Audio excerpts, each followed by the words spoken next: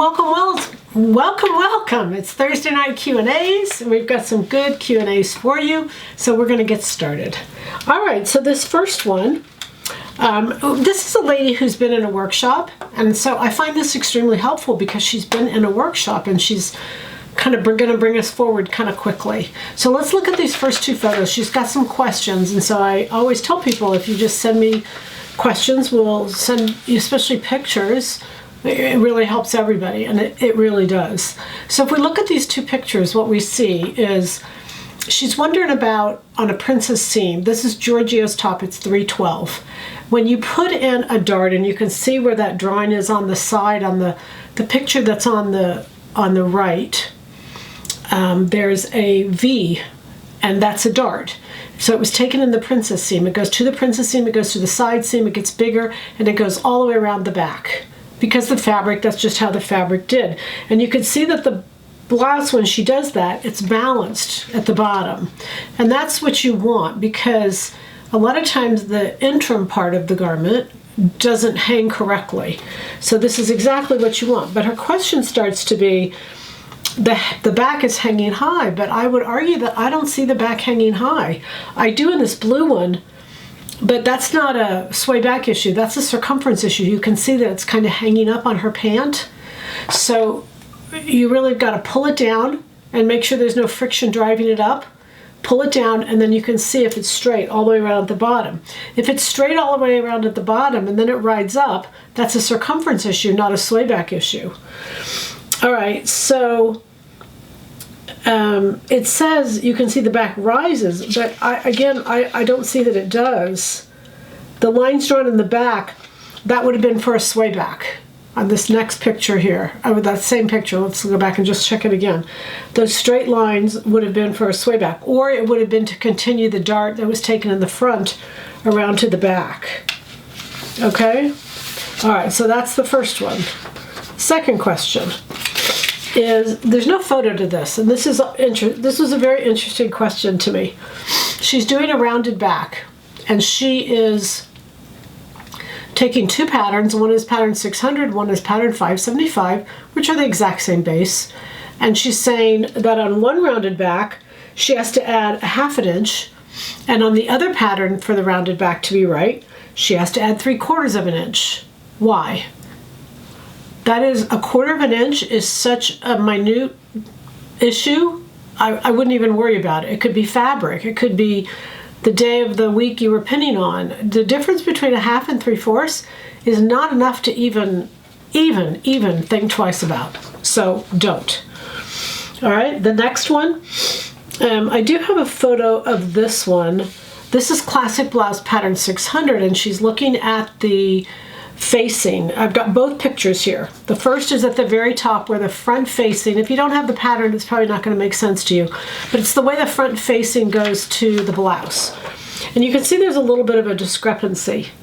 And where you're looking at that discrepancy there, then if you look on the right side of the picture, what you're seeing is the front facing is longer than the blouse itself. So she's saying, okay, what's going on here?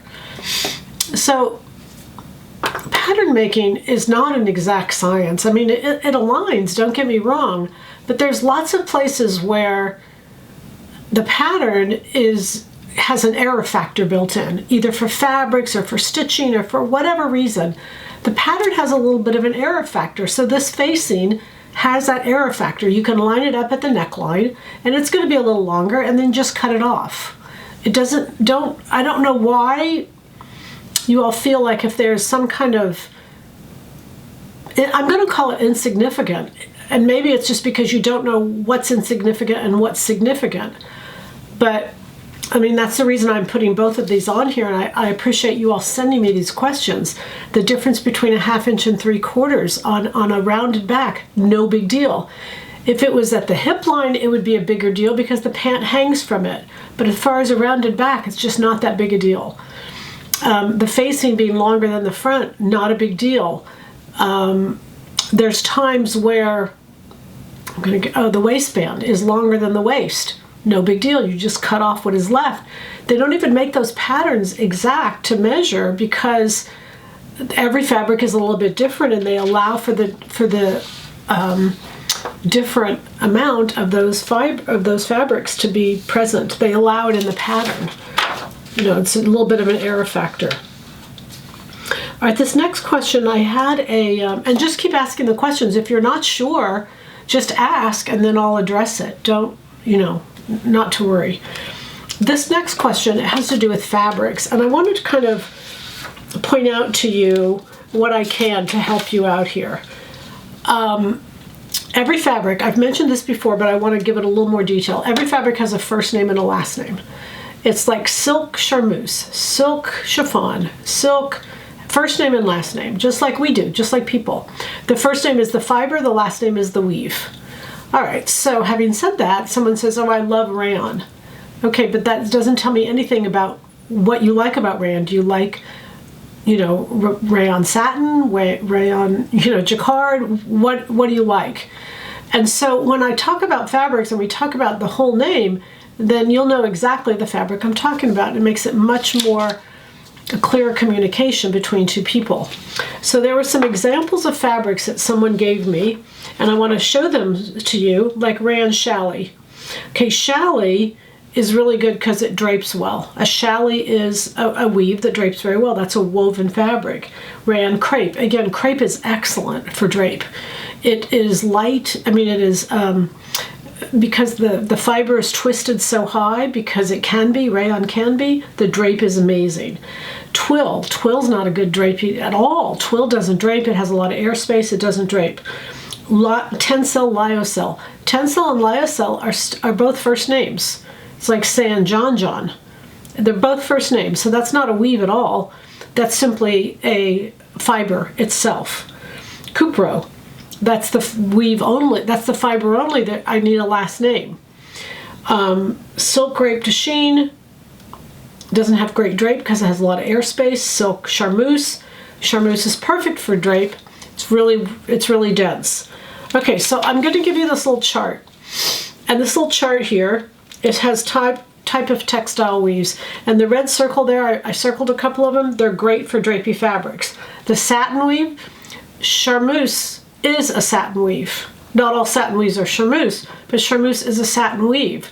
So when I have a silk charmeuse, that tells me it's got great drape.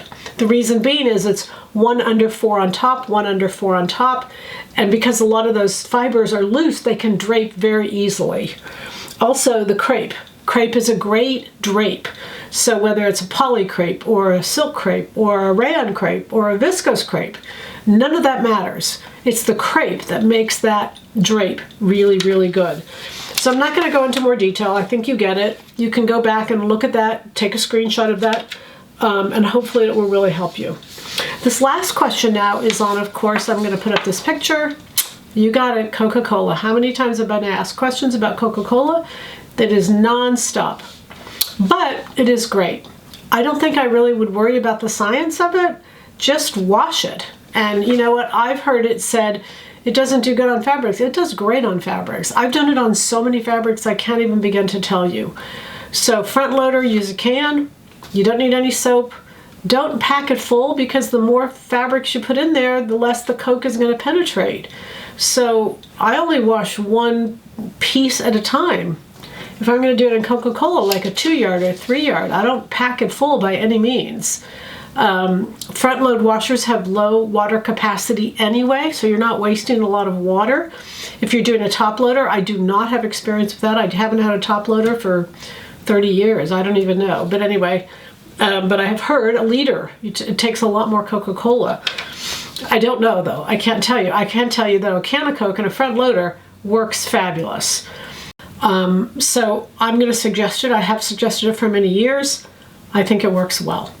All right, so that's your Q&As for tonight. I'll be back. I'll see you Tuesday. We have a really fun activity planned for all of us. And I think this weekend, oops, can't say. All right, anyway, happy sewing from Silhouette Patterns.